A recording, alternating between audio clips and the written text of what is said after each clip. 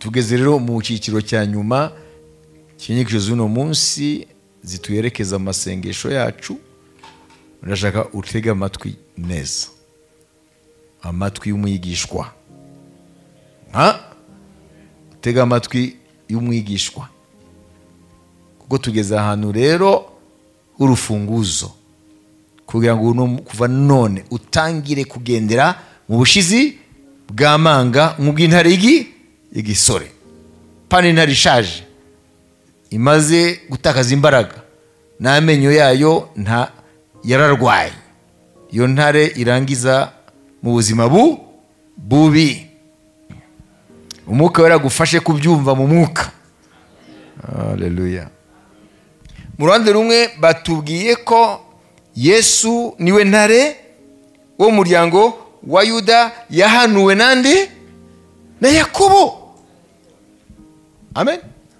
Hagati ya Yesu na Yakobo, mbere ko Yesu avuka mu nda ya Mariya na Yakobo, haleluya, ashizemo imyaka hafi 1800. Imyaka 1800 Yakobo yahanuye Rubeni ngwino hano aramuhanurira, sibyo? Bazabuloni, Basimeyoni bose abantu. Ageze kuri Yuda ngo Yuda ngumeze nk'icyana cy'intare cyangwa intare igisore. Yesu aje nyuma y'imyaka 1800, byaravuzwe.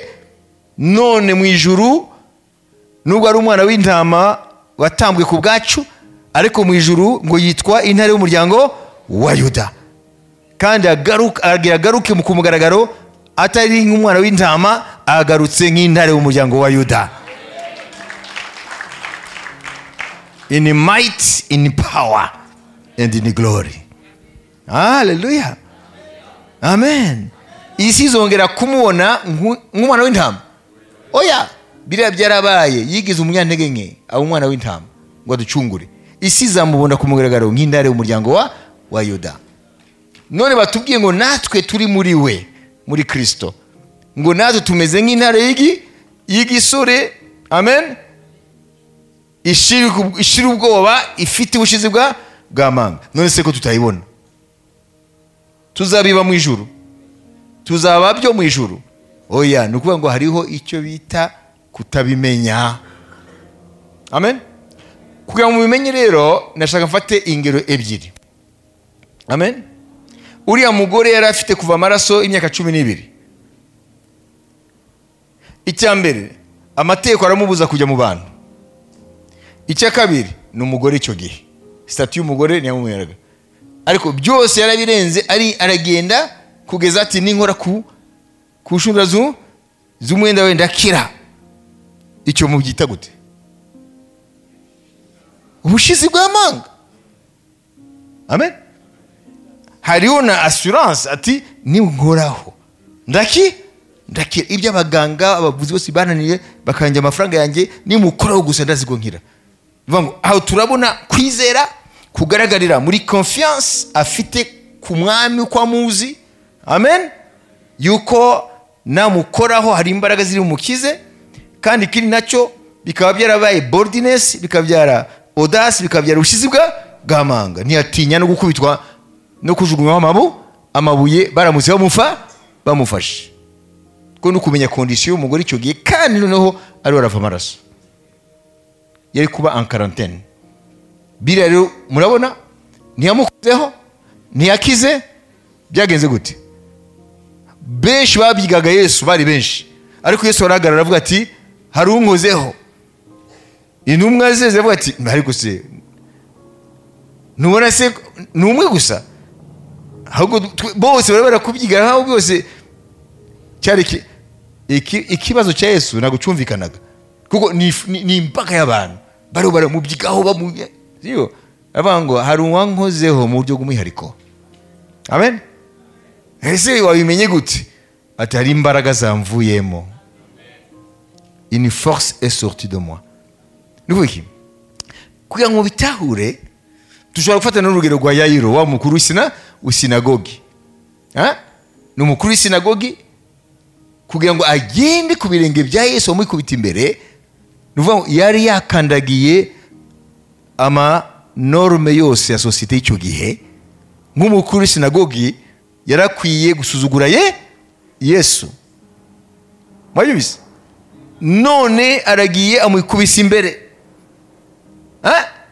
Ni ukuvuga ngo Yayiro nawe turamubona ko yari afite ubushizi bw'amanga, kuko aravuga ati le candidat y'abantu bavuga ntacyo bintwaye, kuko umwana wanjye, umukobwa wanjye yari arapfa.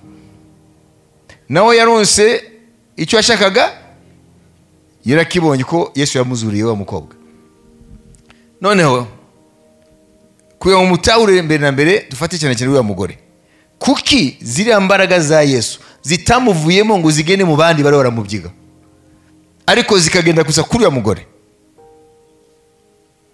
Nuvuga ngo hari ikintu muri wa mugore cyariho kirakora kitari mu bandi. Amen. Nubwo abandi bamukoragaho niki, ariko we hari ikindi kintu cyariho kirakoreka muri we, hari icyo yari afite abandi badafite. Amen. Kugira ngo gikurire imbaraga ziri muri Yesu zinjire mu mubiri we, zibe mu mubiri wa Yesu, zinjire mu mubiri we, hanyuma umubiri we ukire. Kugira ngo mubitahure ndafata urugero rusanzwe muzi rwitwa simako. Isimako, amen, iyo ifite muri yo icyo bita ema, rukuruzi, kuko irakrea champ magnétique, rukuruzi. Ema cyangwa simako, amen, haleluya, ikurura gusa ibintu bitatu mu byerekeye isi y'ibyuma n'ibiki byose. Amen. Ikurura fer, icyuma, ikurura nickel, yose n'amabuye y'agaciro. Ikurura fer, icyuma, ikurura nickel, nayo n'ibuye y'agaciro, ikurura na cobalt, nayo n'ibuye y'agaciro. Ariko simako nishobora gukurura cuivre, nishobora gukurura muringa, biva ku miterere yabyo, ibyo bita les electrons, byari naho by'electrons sibyo, zengurutse noyo ya atome. Ni kuvuga ngo ziriya bitatu, fer, icyuma, nickel na cobalt, sibyo? Amen.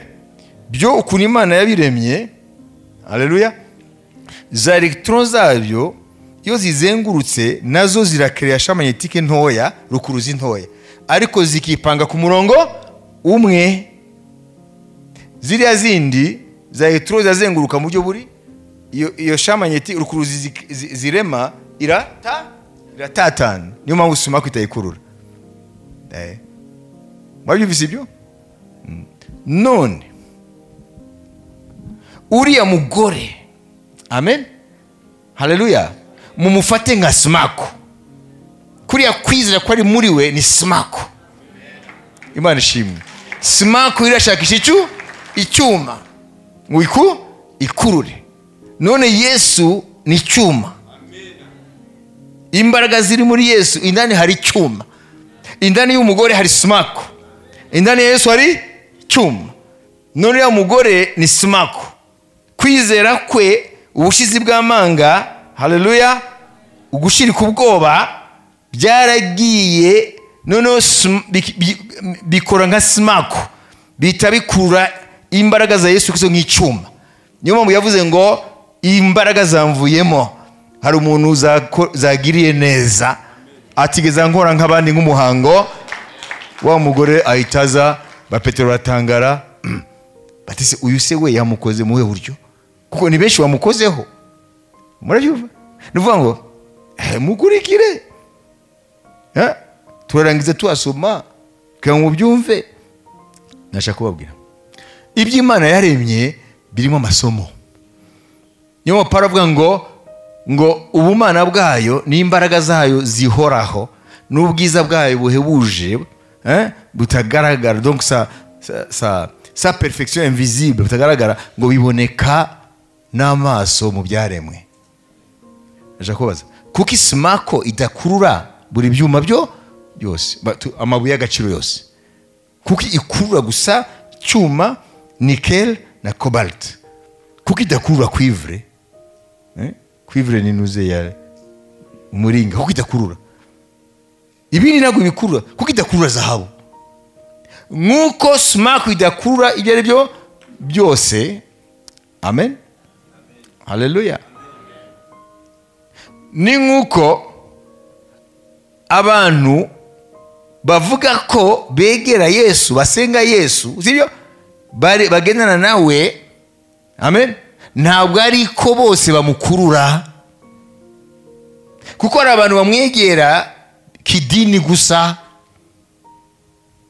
Mwabibise kugira ngo Yesu umukurure ngo sumaku ikurura icyuma, ukwiye kuba ujuje ibyangombwa bya sumaku, kandi ibyangombwa si ibindi, ni ukwizera, confiance mu Mana no mu ijambo rye, ubushizi bw'amanga nk'ubw'intare y'igisore.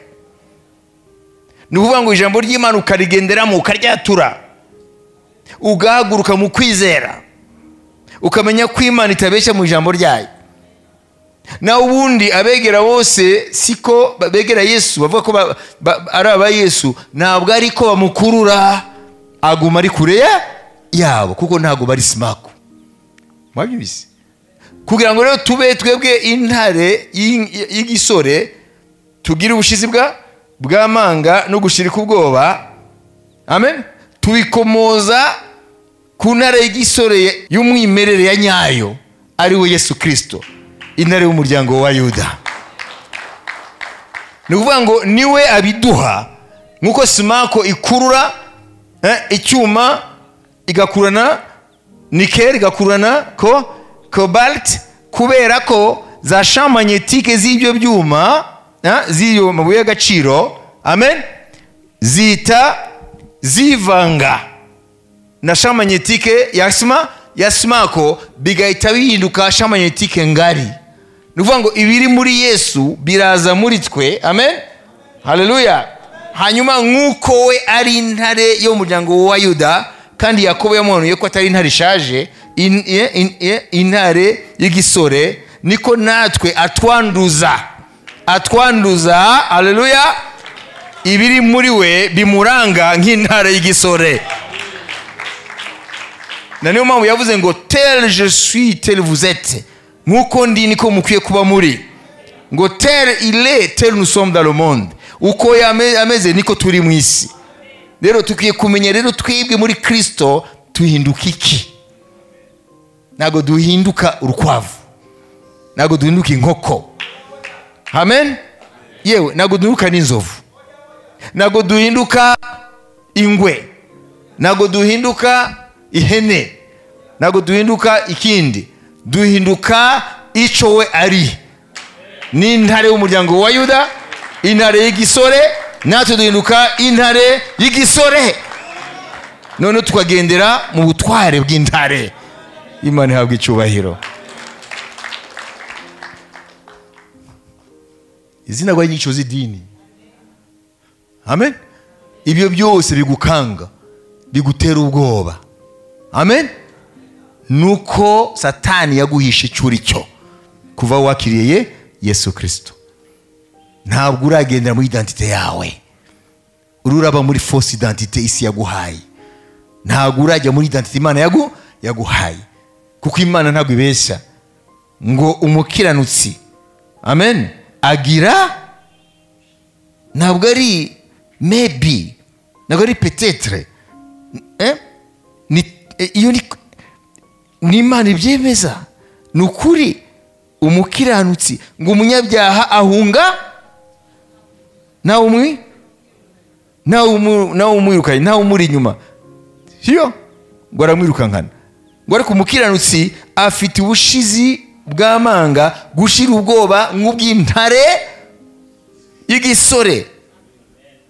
N'Imana ibivuga, muvuti n'Imana ibivuga. None kubera iki utabyakira?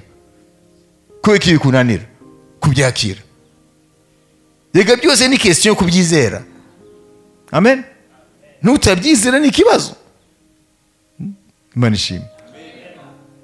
Tugaturangize ku kintu cyitwa indwara yo muri mindset, uburwayi bwo mu mitekerereze.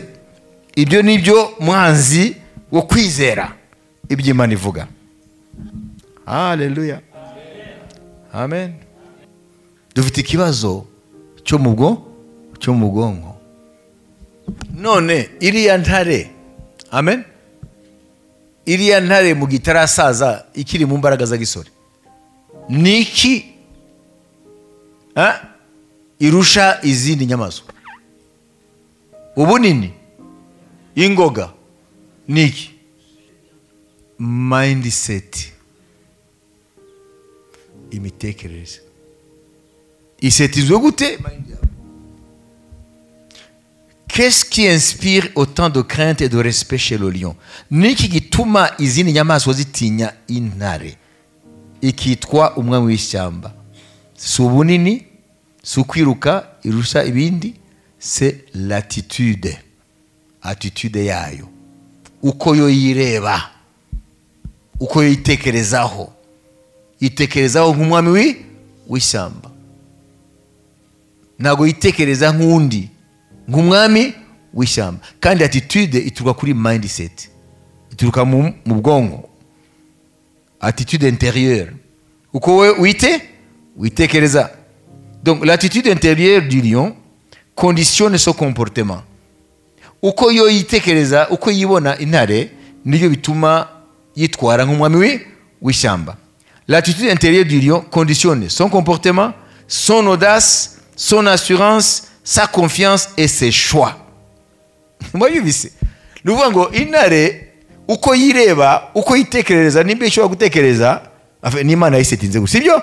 Yibona nk'umwami w'ishyamba, izindi nyamaswa zose rurema yayihaye kuzitwara, kuzitegeka. Ni attitude ituruka kuri mindset. None wewe umukristo, witekerezaho iki? Wibona nkandi muri ubuzima? Wishyirahe muri ubuzima? Turarangiza. Mwabyumvise? Ingorane nyinshi ishobora kuba atari uko Imana itakurinda ayo madayimoni, ahubwo hari uburwayi mu bwonko n'umuntu wawe w'imbere, uko witekereza. Nimba udafite attitude iri positive, attitude ijyanye n'Imana ivuga mu ijambo ryayo, ukaba mindset yawe isetizwe mu buryo uyibona nk'umuntu wa burebure, nk'umuntu adafite agaciro, nk'umuntu adafite imbaraga, nk'umuntu adafite amahirwe, amen, nk'umuntu adashobora gutangira ikintu ngo agisoze neza. Mwabyumvise? Ibyo byose nimba bikurimo, bikubatswemo, ntabwo uzigera uba mu buzima Imana yaguhamagariye muri Kristo Yesu. Ikibazo cya attitude intérieure iva imbere, kandi iva he? Muri mindset. Wireba gute wowe? Wibaza ko bari abantu bose basesenga mu bintu byabo, wibaza ko ari byinshi bakuruta? No, ni uko wowe, uko wireba, uko wibwira. Amen. Ukwiye kwireba muri Kristo. Ese Imana ivuga iki ku muntu ari muri Kristo? Uko niko kuri. Ese Imana ivuga iki ku muntu ari muri Kristo? Niba bihabanya n'ibyo wibwira n'ibyo isi yakubwiye, ibyo isi yakubwiye n'ibyo wibwira bireke. Fata ibyo Imana ivuga ku muntu ari muri Kristo. Imana yabwa icyubahiro.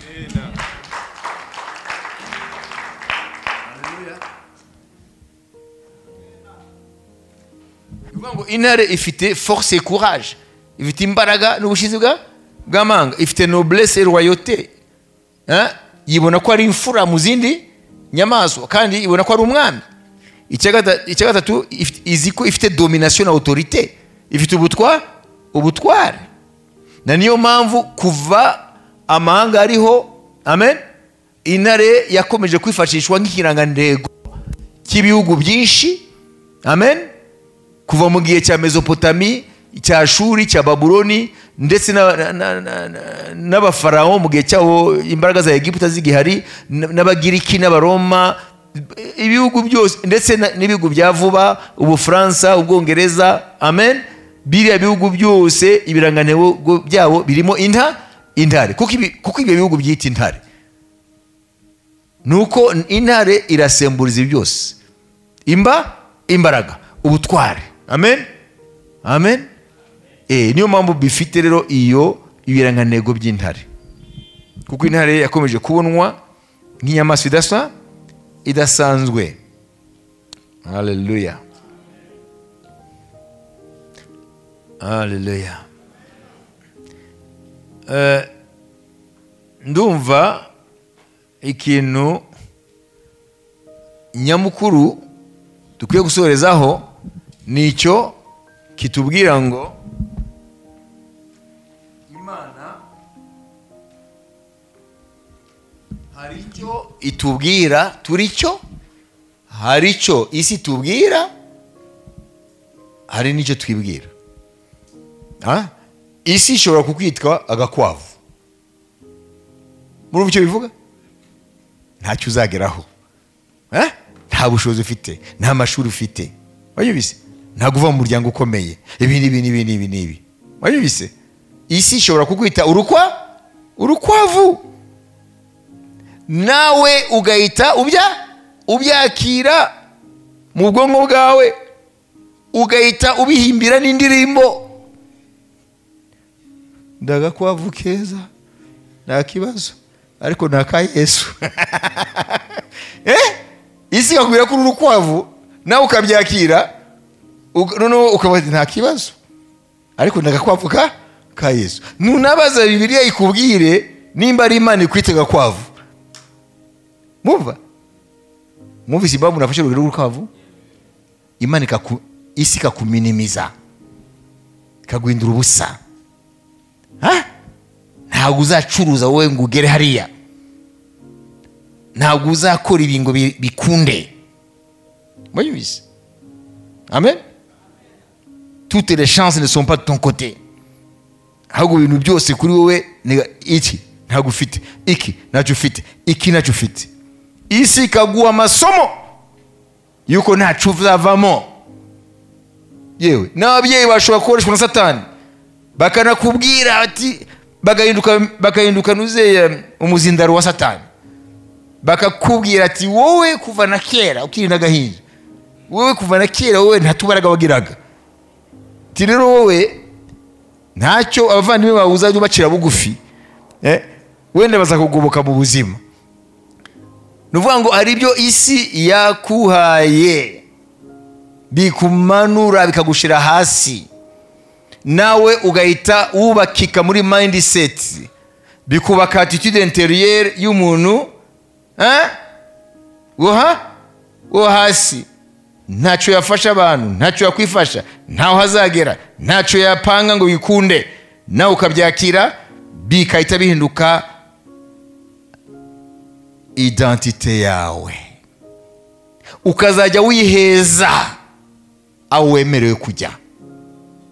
Mwayibise, ukazajya wiheza uyirukana aho wageneye kujya. Hariho umusore nasome témoignage ye mu bihugu byo hanze ko yubatse muri we kubera societe niyo bamubwira yuko ari mubi, nta mu buryo physique ni mubi, ndetse no mu miterere nta kigenda. Yumvaga ashaka kwiga physique, bayumvise, ariko nayo bakamubwira ati ariko wowe n'ubuswa bwawe ugiye kwihambira kuri physique n'ibiki byose n'imibare, wagiye kwiga religiose. Baramubaka mindset irubakika, birema muri we attitude intérieure, uko yibona ahita atangira kwiheza. Nibyo yashoboraga mu ishuri aratsindwa, ahinduka zero, abona ko nta na kimwe azavamo. La vie a été injuste, kuko ntabwo yarazi Imana, ngo la vie a été injuste envers moi, ngo ubuzima bwarandenganije, nararenganye. Mwabyumvise?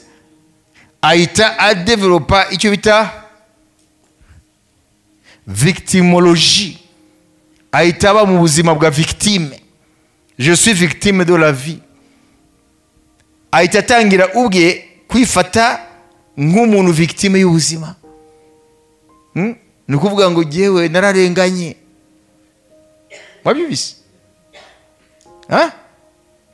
Ni ibi rero intare itwigisha, yubaka mindset muri yo ko ari umwami w'ishyamba, kandi ngo ifite imbaraga ku zindi nyamaswa zose, ifite ubutware kuri zo, itita ku bunini bw'inzovu cyangwa mu zindi ziruka kwirusha. Amen. Yubaka attitude intérieure muri yo ko ari umwami w'ishyamba, kandi si ibyo gusa, ntabwo ibiririmba gusa, irabigendera. Imana ihabwa icyubahiro. Nawe rero uyu munsi reba ubuzima bwawe, ibyo wabwiwe bya negatif, ibyo wiyubatsemo, uyu munsi mu izina rya Yesu bisenyuke. Ahubwo uhe kaze, uhe karibu ibyo Imana ivuga. Uyu munsi Imana yatuvuzeho iki twiga abari muri Kristo, Kristo muri twe. Yatubwiye mu Migani 28 umurongo wa mbere. Amen. Ngo umukiranutsi afite gushirika ubwoba, ubushizi bw'amanga nk'ubw'intare y'igisore. Uri intare y'igisore.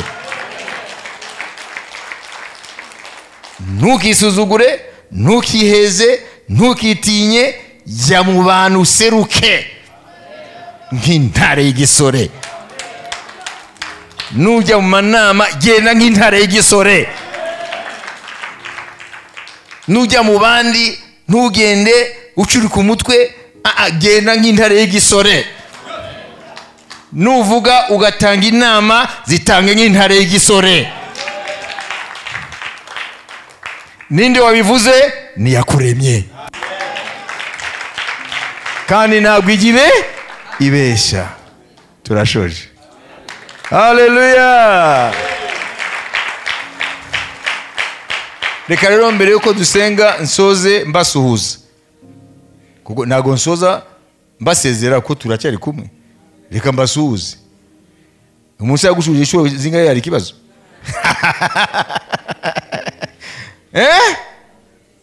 Murawo mwantare z'ibisore mwe.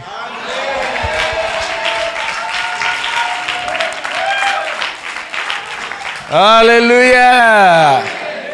Nibikoreke hehe? Mu bitekerezo no mu mutima. Mindset na attitude intérieure. Naho biri nande. Hanyuma ubone ngo ibintu bikoreke. Haleluya. Utangira ubone isi itangiye kugutinya, itangiye kugusubiza icyubahiro yakwambuye. Amen. Haleluya. Ntuzongere kureba hasi ureba abantu, nimuganire murebana. Amen. Bamenye kuriho, kuko Yesu avuga ngo ndiho namwe muriho. Imana ihabwa icyubahiro. Haleluya. Bamenye ko ushobora gutanga inama zubaka. Haleluya. Bamenye ko washobora kugisha inama. Bamenye ko nawe ubasha gucuruza kandi bikagenda. Ubasha kwiga bikagenda. Haleluya. Ubasha kurongora ukarongorwa ugashinga urugo. Mu izina rya Yesu Kristo. Haleluya. Amen.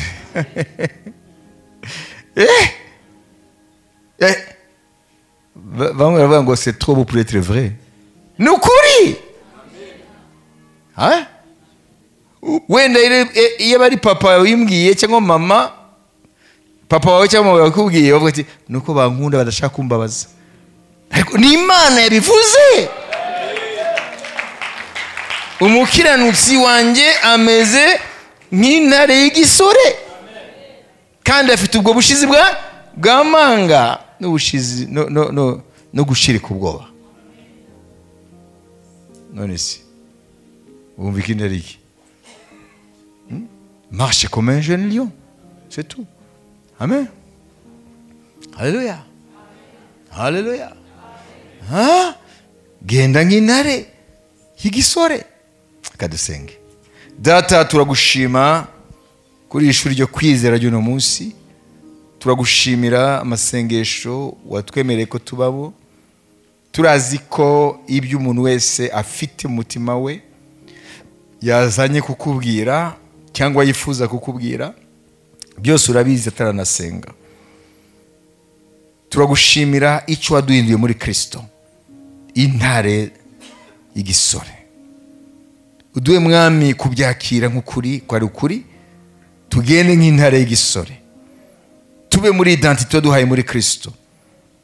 Mu izina rya Yesu ibitekerezo byacu bihinduke, twakire iby'Imana.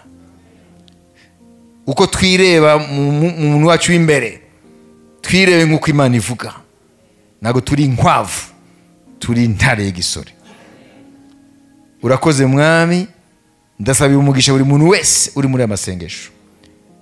Wowe ubasha gukora ibirenze kure ibyo dutekereza n'ibyo dusaba. Buri muntu wese imitwaro yakuzana imbere, ndetse niyo atasengeye, mwami uyikoreho, kugira ngo amenye ko adasenga Bayali, adasenga Dagoni, adasenga imana zipfuye, asenga Imana rurema, nkuko twatangiye tubyumva. Mu izina rya Yesu Kristo ibitangaza bikoreke mu myuka yacu, mu bugingo bwacu no mu mubiri yacu. Mu izina rya Yesu dukire mu bitekerezo, dukire mu mwuka, dukire mu mibiri yacu, mu izina rya Yesu Kristo. Amen. Amen. Hallelujah. Amen. Rero mukomeze mutekereze kuri ayo magambo. Mwami abagire neza.